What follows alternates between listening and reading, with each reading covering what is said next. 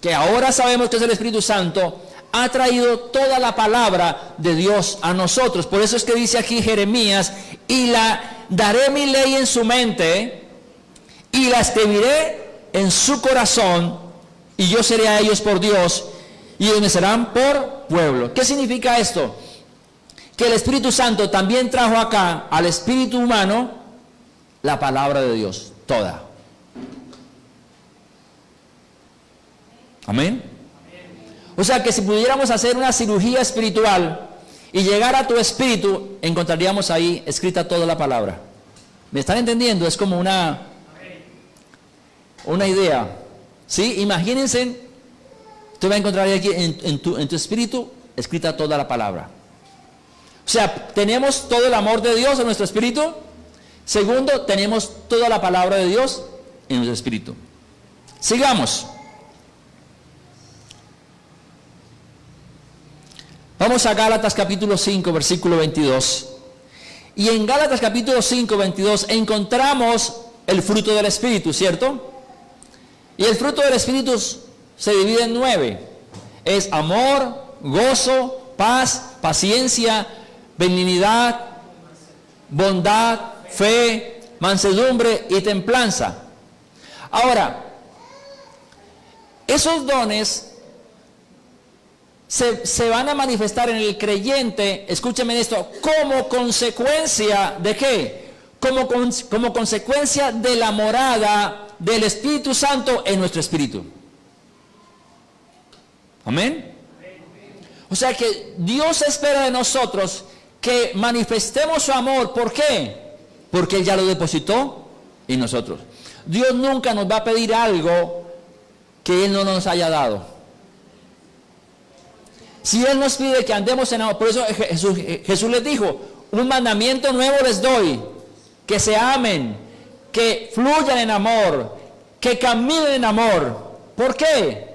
Porque Él sabía que el Espíritu Santo iba a traer todo el amor de Dios. Amén. O sea, no tenemos excusa para decir, esa persona me hizo este daño, me hizo aquello, yo no la puedo perdonar. No, no hay excusa. Porque yo no creo que esa persona te haya hecho más daño que lo que le hicieron a Jesús en la cruz. Mas sin embargo, Él dijo, Señor, perdónalos porque no saben lo que hacen. O sea, no hay excusa para no perdonar. Si tú eres un hijo de Dios, una hija de Dios, no tienes excusa para no perdonar.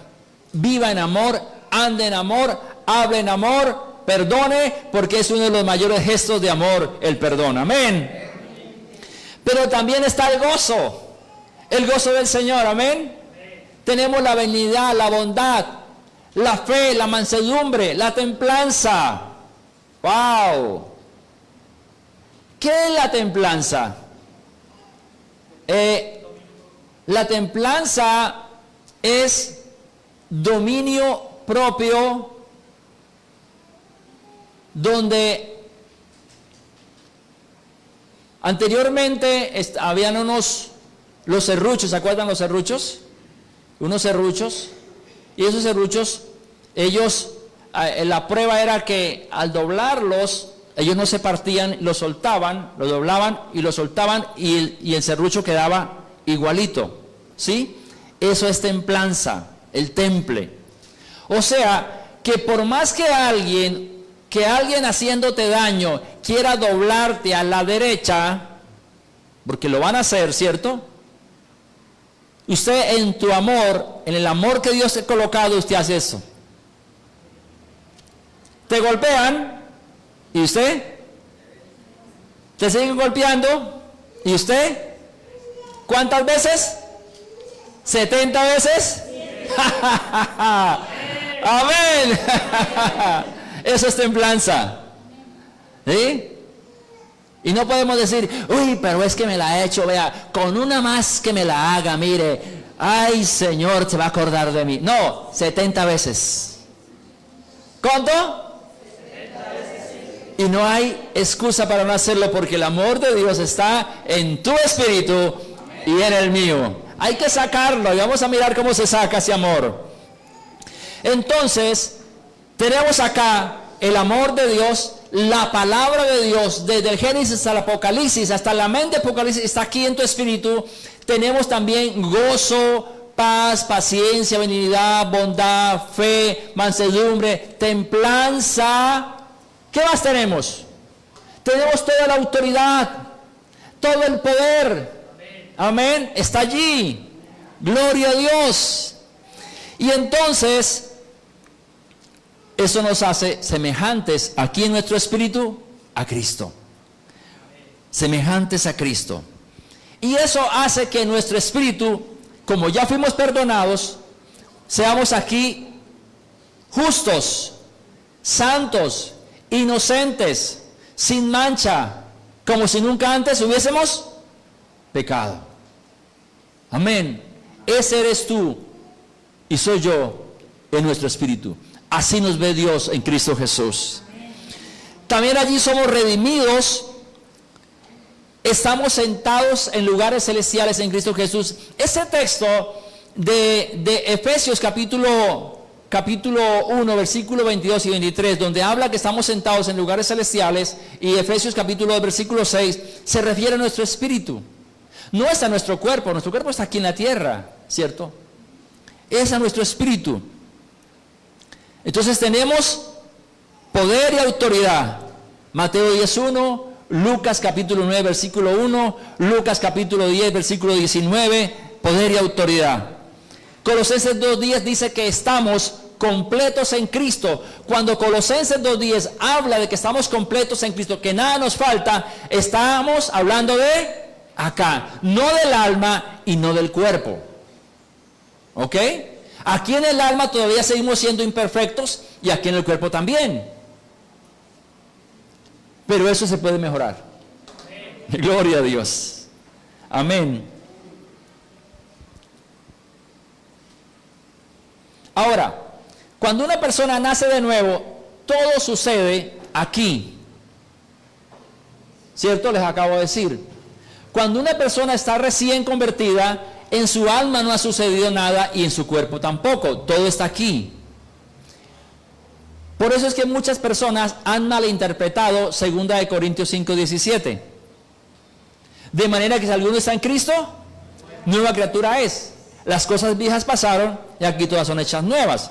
Entonces se convierte una persona al Señor y ya a la semana los mismos miembros de la iglesia, como lo ven haciendo ciertas cosas que él venía haciendo en el mundo, dicen, ¿y eso que es cristiano? Entonces comienzan a juzgarlo. ¿Y por qué lo juzgan? Porque ignoran que él aquí es igualito a Cristo, pero aquí y aquí no. Aquí es santo, pero aquí y aquí hasta ahora está comenzando un proceso que se llama santificación. Aquí es justo, pero aquí y aquí tiene que aprender a vivir en esta vida en justicia. Y eso se aprende. Amén. Aquí dice siempre la verdad. Aquí está la verdad establecida. Pero acá quizás miente. Pero eso tiene solución. Gloria a Dios. Entonces, cuando nosotros, por eso la Biblia habla, el apóstol habla de que debemos enfocarnos, ver lo espiritual, enfocarnos en lo espiritual, ¿cierto? ¿Por qué? Porque la mente ignora lo que hay en el espíritu. ¿Qué es lo que la mente conoce? Lo que hay en el cuerpo. ¿Recuerda la diapositiva? Devuélveme la diapositiva anterior. El alma o la mente está consciente de acá, pero de acá no. ¿Sí? Entonces, ¿qué tenemos que hacer por la palabra? Enseñarle aquí al alma lo que hay aquí. Por eso, y solamente por eso, es que Dios colocó su palabra escrita para informarle al alma. Diga conmigo, alma, la Biblia, que es la palabra de Dios, Él la dejó Para instruirte, para enseñarte lo que hay en tu espíritu. Por eso cuando un cristiano no estudia la palabra, es un ignorante de lo que hay en el espíritu. En otras palabras, es un ignorante de las cosas espirituales. Y nunca va a poder verse como Dios lo ve. Siguiente. ¿Por qué? Porque Dios te ve a ti acá. Mire, aquí Dios te ve con errores. Pero aquí Dios te ve como ve a Jesucristo. ¿Estamos? Gloria a Dios. Ya hablamos del cuerpo, ya hablamos del espíritu. Ahora vamos a hablar del alma. Del alma. Vaya a Santiago 1:21, por favor. ¿Estamos entendiendo? Como no estamos transmitiendo. Ya estamos transmitiendo.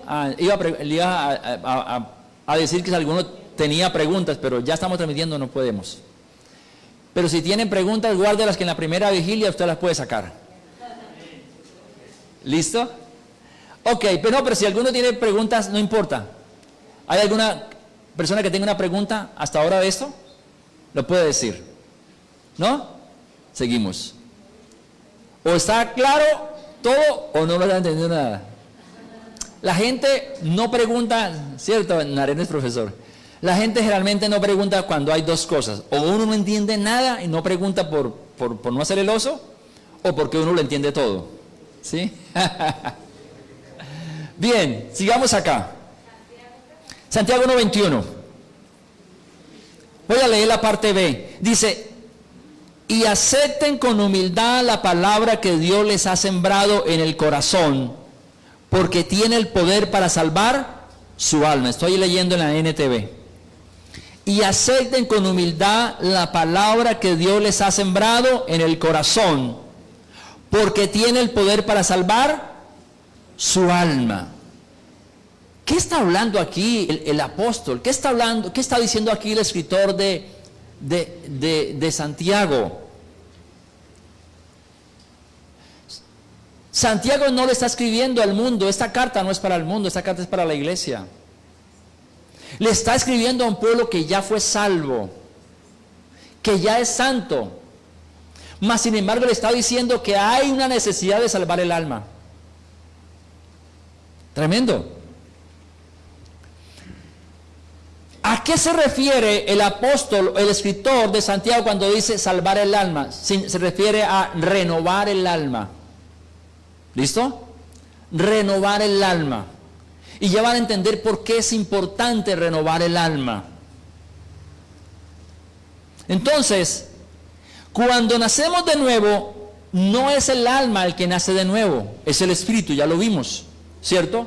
Ya lo vimos. Acá sucedió todo en el nuevo nacimiento. En el nuevo nacimiento aquí no ha sucedido nada y acá tampoco, ¿ok? Entonces, el alma ignora todo, ¿listo? Ahora, cuando el alma ignora todo, algunos se preguntarán, ¿qué significará esta llavecita? Cuando el alma ignora todo, entonces es como una llave que está cerrada y no deja pasar nada de aquí para acá ni para acá. Por eso esta llavecita. Cuando el alma ignora todo, o sea, una persona nace de nuevo, comienza el evangelio, aquí la llave está cerrada. Todo está aquí, no hay aquí nada y no hay aquí nada. ¿Listo? Hasta ahora comenzamos a conocer por la palabra. Por eso es importante que el nuevo creyente se congregue, para que allá el pastor le enseñe la palabra, que haga el discipulado, para que la persona que le está haciendo discipulado le instruya en la palabra. Por eso es importante que el nuevo creyente comience no solamente a leer la palabra, sino a estudiarla, bajo el enfoque que Dios está dando a la iglesia. Amén. Entonces, a lo que el apóstol les llama salvación del alma, es otra cosa, no es otra cosa sino renovación del alma, o sea, un cambio de mente, porque la mente está en el alma, en el alma. Ahora, ¿qué debemos hacer?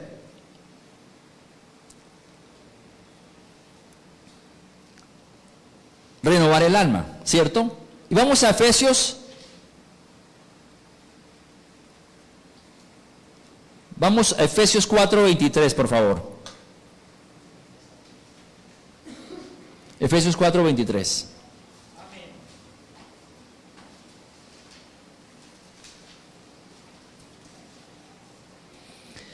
Dice Efesios 4:23, y renovados en el espíritu de vuestra mente. Y renovados en el espíritu de vuestra mente, dice la Reina Valera. La NTV dice, y en cambio, dejen que el espíritu les renueve los pensamientos y las actitudes. Mire que en uno habla de mente y en otro pensamiento, es lo mismo, ¿no? Es importante comenzar a renovar la mente. ¿Listo? Es importante comenzar a renovar, ver la importancia. Tú tienes que salir de aquí esta mañana sabiendo que es importante, que es una necesidad imperiosa que comiences a renovar tu alma si no has comenzado a hacerlo. ¿Listo? Ahora, ¿el alma cómo se renueva? Se renueva exclusivamente con la palabra de Dios. Eso no se renueva pasando tiempo en YouTube o en el Facebook, no, mirando revistas de Avon, de Leonisa. Eso no se renueva por allí. Eso es con la palabra. Eso es sacándole tiempito a la Biblia, a la palabra de Dios. Amén. Ahora, miremos el texto, miremos el concepto, ¿qué es renovar el alma? Vamos a mirar el concepto, ¿qué es renovar el alma? Es reemplazar, voy a hacerlo lo más lento posible porque están tomando nota. Es reemplazar nuestros pensamientos,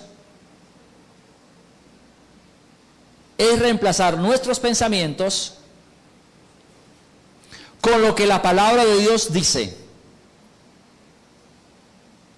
Es reemplazar nuestros pensamientos con lo que la palabra de Dios dice.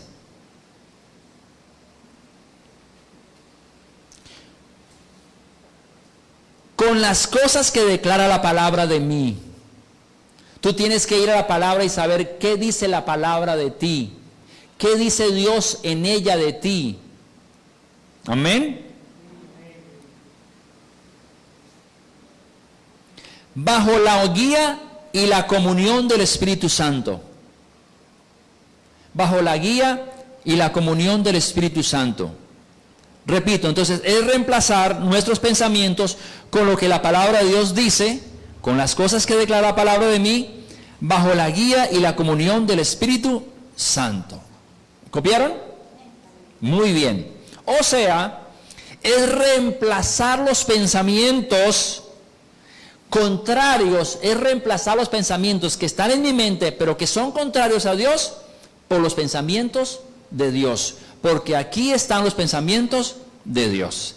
Aquí pueden estar los pensamientos que yo he adquirido del mundo, los que aprendí de mamá y papá y de todo lo que he oído en esta vida. Pero aquí están los pensamientos de Dios. Y yo tengo que reemplazar esto que está acá, que me aleja de Dios, que me aleja de las promesas de Dios, que me aleja de las bendiciones de Dios, e instalar estos pensamientos que me conectan con el cielo, que me conectan con la bendición de Dios, que me conectan con el fluir de Dios, para yo poder tomar todo lo que el Señor ya por su Espíritu ha colocado aquí en el espíritu humano, en mi espíritu. Amén. Entonces, yo tengo que reemplazar los pensamientos míos por lo que la palabra dice de mí. O sea, lo que soy en Cristo, lo que tengo en Cristo y lo que puedo hacer en Cristo Jesús. Esas tres cosas, tres pilares fundamentales en el crecimiento espiritual de un cristiano. Todo cristiano tiene que saber quién soy en Cristo, qué tengo en Cristo y qué puedo hacer en Cristo. Amén. Lo que la palabra dice de mí. Hay personas, por ejemplo, que le han diagnosticado una enfermedad y le dicen, bueno, usted tiene, un ejemplo, lo que está de moda ahorita, usted tiene cáncer. Entonces esa persona le dice, bueno, sí, doctor, está bien, bueno. Y Si se encuentra con 10 personas, a las 10 personas, imagínense que me diagnosticaron cáncer. No, ahora sí yo creo que me va a morir. Y se encuentra con el siguiente, imagínense me diagnosticaron cáncer. Ahora sí se encuentra con el, imagínense lo que el doctor me dijo. ¿Qué le dijo el doctor? Que yo tenía cáncer. No, yo no sé qué hora que voy a hacer. Yo no sé con quién voy a dejar a mis hijos. Yo no sé cómo voy a hacer con esto. Yo no sé cómo hacer. ¿Eso qué son? Pensamientos humanos. ¿Qué dice la palabra de Dios? Cuando una persona ya ha renovado su mente, ya ha cambiado su mente por los pensamientos de Dios, y un médico le da esa noticia, ¿qué dice la persona? Va a decir, el médico dijo que yo tenía cáncer, pero la palabra de Dios dice que yo fui curado por las llagas de Cristo. La palabra de Dios dice que la enfermedad no tiene poder sobre mí, porque la enfermedad mi Cristo la llevó en la cruz y allí la destruyó. Él se enfermó para que yo estuviera sano. Amén. Cristo dijo, ahí viene el príncipe de este mundo y él nada tiene en mí. Y si el diablo no tiene nada en Cristo, pues tampoco tiene en mí. Significa que la enfermedad no tiene espacio, no tiene cabida en mi cuerpo. Cada célula de mi cuerpo es gobernada y está bajo el poder y la bendición de mi Señor y Salvador Jesucristo. Y la palabra del Señor dice, por la llaga de Cristo fuiste curado. La palabra de Dios no dice que vamos a ser sanos, dice que fuimos, está en pasado, fuimos sanos. Amén.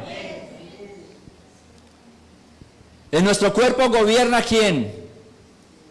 El Espíritu Santo. Somos templo del Espíritu Santo, y si somos templo del Espíritu Santo, no hay cabida para más. Amén. Gálatas 3:13 dice que fuimos redimidos, liberados de la maldición de la ley. Y la enfermedad está dentro del paquete que es maldición de la ley. Tú lo puedes ver en Deuteronomio capítulo 28, del 15 al 68. Ahí está toda la maldición de la ley. Pero Gálatas dice que Cristo nos redimió de la maldición de la ley. Por lo tanto, la enfermedad no tiene cabida ni autoridad sobre ninguna célula ni órgano de mi cuerpo. Amén. Entonces eso es lo que va a decir una persona que tiene su mente renovada, su alma renovada por la palabra. No va a estar por ahí de casa en casa despertando la lástima diciendo que ay, ahora yo tengo cáncer y me voy a morir. No. ¿Estamos? Gloria a Dios.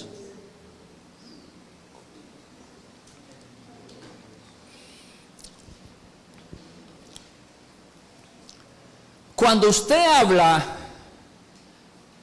más de la maldición que de la palabra, usted le está dando la gloria al diablo.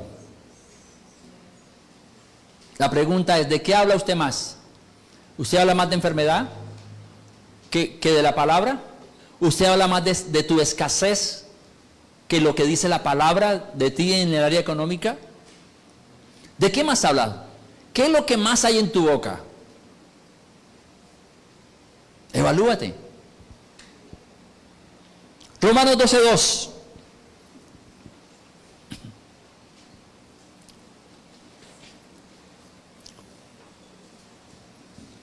Voy a leerlo en la NTV. No imiten las conductas ni las costumbres de este mundo.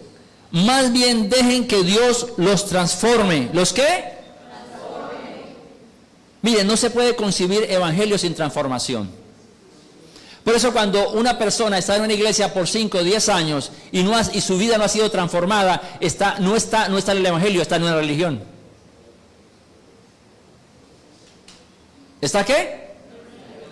Usted ha hecho del evangelio su propia religión. El evangelio intrínsecamente trae consigo transformación.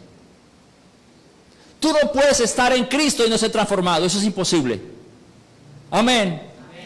Entonces dice, más bien deje que Dios los transforme en personas nuevas. ¿En qué? Personas nuevas, al cambiarles la manera de pensar. ¡Wow! Esto es lo que Dios quiere. Cambiarte la manera de pensar. No te rehúses. Dile, Señor, ven, cambia mi manera de pensar. Pero ¿sabe que eso no es solamente una oración? Eso es pasando tiempo con la palabra de Dios. Eso es pasando tiempo con la palabra de Dios. Tiempo.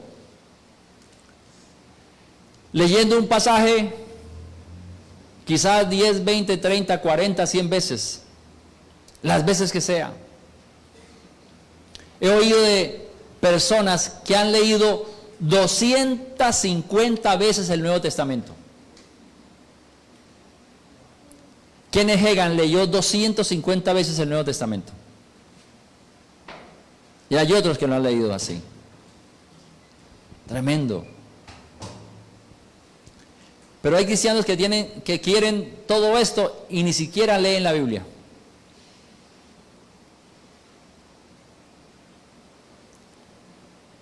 Va uno a visitarlos y le dice, hermanos, abra la Biblia allí en Juan capítulo 15, y eso se echa media hora buscando Juan. Y no estoy hablando con los nuevos. No, estoy hablando con los que llevan ya 2 años para adelante. Ya un cristiano de 2 años ya tiene que saber dónde están los libros de la Biblia. Pero hay gente con 2, 3 años y no sabe si Juan está en el Antiguo Testamento o en el Nuevo. Gracias, Señor, eso aquí no sucede, ¿no? Eso aquí no sucede. No, eso aquí no sucede. ¿Listo? Entonces, ¿por qué es importante ese cambio de mentalidad? ¿Por qué es importante? El mismo texto lo dice. Dice, entonces aprenderán a conocer la voluntad de Dios para ustedes, la cual es ¿qué? Buena, agradable y perfecta. Uno de los grandes problemas de los cristianos es que no desconocen, ignoran que la voluntad de Dios para ellos es buena, es agradable y perfecta. Por eso hay algunos que cuando se enferman dicen, eso fue Dios que me mandó la enfermedad, porque la semana pasada me porté muy mal. ¡Qué ignorancia!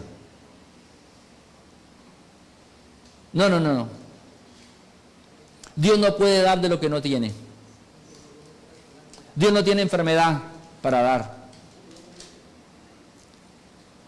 Resultaría contradictorio cuando la Biblia dice que Jesús llevó nuestras enfermedades y dolencias a la cruz. Él padeció para liberarnos del azote de la enfermedad y la cruz, como para ahora venirte a enfermar. No tiene lógica. No tiene sentido. Pastor, pero es que en el antiguo pacto, en el Antiguo Testamento sucedió que el Señor le mandaba. Eso era el antiguo pacto. Ahora estamos en un mejor pacto con mejores promesas. Amén. En un mejor pacto con mejores promesas. ¿Qué está queriendo decir? Que el antiguo era un peor pacto con peores promesas. Tremendo, ¿ah? Ahora, ¿cómo vamos a hacer esto? Dame la siguiente. Muy bien. ¿Cómo vamos a hacer esto? Mire, tenemos que, ¿qué hay que hacer acá? Sembrar la palabra. ¿Dónde? Aquí. La palabra es para la mente. La palabra tiene que gobernar en tu consciente, en tu subconsciente y su inconsciente, todo su ser.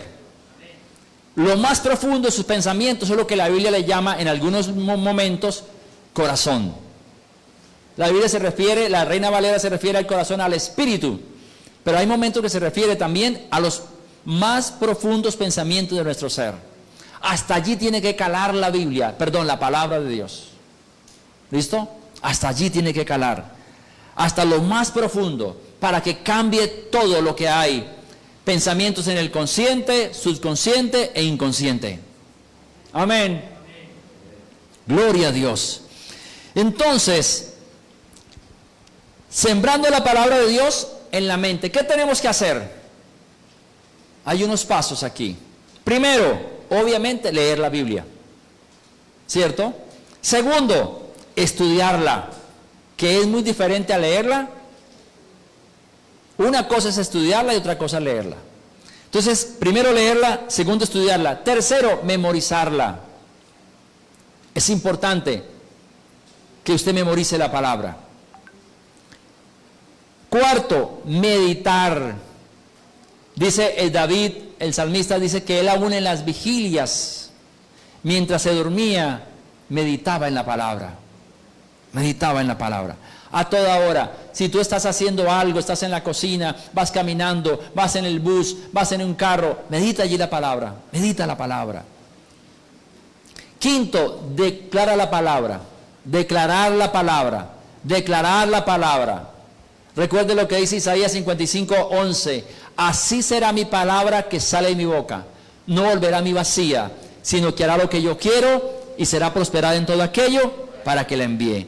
Y sexto, hacer la palabra, o sea, moverme en lo que la palabra me dice que me mueva. Amén. En otras palabras, obedecer la palabra, hacer la palabra, moverme la palabra. Recuerde que el Señor no quiere que seamos solamente oidores, sino que hacedores de la palabra de Dios. Entonces, comenzamos a sembrar la palabra en nuestra mente, en lo más profundo de nuestro ser, y esto nos lleva a tres cosas. Cuando usted comienza a sembrar la palabra, nos lleva a tres cosas. Primero, un cambio de pensamiento. Comienzan nuestros pensamientos a cambiar y comienza en nuestra mente a tomar lugar los pensamientos de Dios. Ya no son los pensamientos del hombre, sino los de Dios. Segundo, permite que el alma se entere de lo que ya ha sido puesto en nuestro espíritu. Ya permite que el alma comience a saber lo que hay acá. Y eso es importante, ya les digo por qué. Tercero, al recibir el alma por la palabra, la misma información que está acá, se produce algo que se llama iluminación. El alma es que iluminada. ¿Listo? La iluminación. Y es lo mismo que el apóstol Pablo, escribiendo a los Efesios, capítulo 1, versículo 18, dice, alumbrando los ojos de vuestro entendimiento. Amén. Entonces, ¿qué pasa? Cuando el alma comienza a enterarse de lo que hay acá, el alma dice, ¡ah! Y abren los ojos, ¿cierto? ¡Ah! Impresionante. ¿Qué sucede? La siguiente. Miren esto. Ese tapón que había comienza a abrirse. Miren esto. Esta barrera que impedía que lo que había en el espíritu fluyera aquí al alma y fluyera al cuerpo, comienza a abrirse y comienza a fluir. Entonces la persona comienza a fluir en amor, a fluir en amor. ¿Cuándo? Cuando se alimenta de la palabra del amor de Dios, del amor de Dios. Amén. Y cuando se alimenta de la palabra de sanidad, ¿qué pasa? Entonces la sanidad que está en el espíritu comienza a fluir al alma, sanando corazones quebrantados, y comienza a fluir al cuerpo, sanando al cuerpo de la atadura de la enfermedad y de las dolencias. Amén. Cuando el alma cuando se comienza a sembrar en el alma palabra de prosperidad, entonces toda la prosperidad, toda la riqueza que el Señor nos ha colocado acá comienza a fluir, y ya dejamos de tener pensamientos de pobreza y comenzamos a pensar como hijos de Dios. Amén. Porque es que lo que nos define a nosotros como pobres no es lo que no tenemos. Lo que nos define a nosotros como pobres es nuestro pensamiento. Es un pensamiento de escasez, limitado. ¿Listo? Entonces, a medida que comenzamos a sembrar la palabra, esto se va abriendo cada día más, se va abriendo cada día más. ¿Qué sucede? Sucede que comienza a pasar lo que dice Romanos 12:2. ¿Qué dice Romanos 12:2? Que aquí comenzamos a ser transformados. ¿Cuándo? Cuando el alma es renovada, cuando los pensamientos del alma es cambiados. Amén. Comienza entonces el espíritu a dominar en el alma y en el cuerpo. Por eso es que encontramos a un apóstol Pablo diciendo: todo me es lícito, pero no todo me conviene. Todo me es lícito, pero no me dejaré dominar. ¿Por qué? Por nada. Dice el apóstol Pablo cuando escribe esto está escribiendo desde acá. Y dice: yo todo lo puedo hacer acá, ¿cierto? Pero como no todo me conviene, entonces no le permito al cuerpo que haga lo que no me conviene. Amén. Hay veces que queremos tirar la toalla, pero como no nos es lícito, entonces desde el espíritu gobernamos sobre el alma y sobre el cuerpo. Amén. Gloria a Dios. El Salmo 42, versículo 11, dice el salmista: ¿por qué te abates, oh alma mía, dentro de mí? Espera en el Señor, porque aún de qué, de alabarlo. Tremendo. O sea, muchas veces aquí en el cuerpo y en el alma queremos tirar la toalla en una adversidad. Muchas veces aquí en el alma y en el cuerpo estamos siendo tentados a pecar, a salir de la palabra de Dios. Pero cuando este canal está bastante amplio, bien abierto por la palabra que hemos sembrado, el Espíritu entonces comienza a gobernar sobre el alma y sobre el cuerpo. Por eso es que el apóstol dice en Romanos 12:1, pongan a este cuerpo, ¿en qué? En sacrificio.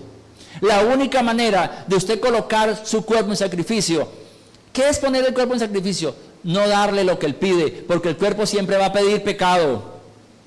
El cuerpo siempre va a pedir vanidad. El cuerpo siempre va a pedir orgullo. El cuerpo siempre va a pedir egoísmo. El cuerpo siempre va a pedir avaricia. ¿Pero qué? Tenemos que ponerlo ¿qué? En sacrificio. No darle a él lo que siempre quiere. ¿Cuándo sucede esto? Cuando hay este fluir, podemos dominar desde nuestro verdadero ser, espíritu. ¿Por qué?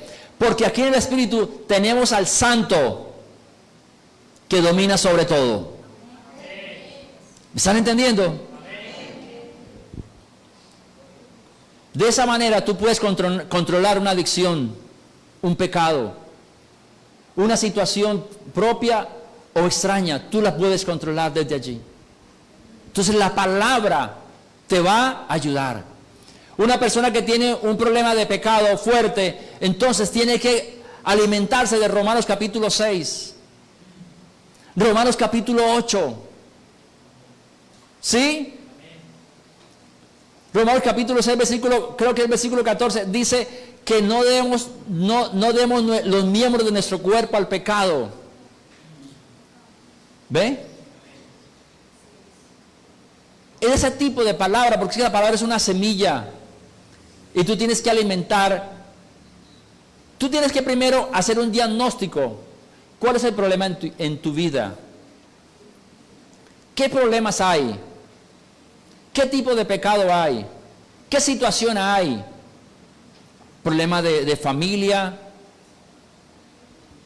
¿Cierto? Tristeza, depresión. Entonces métale palabra de gozo y para que comience eso a cambiar. Amén. Ponte de pie, mi hermano, que ya terminamos.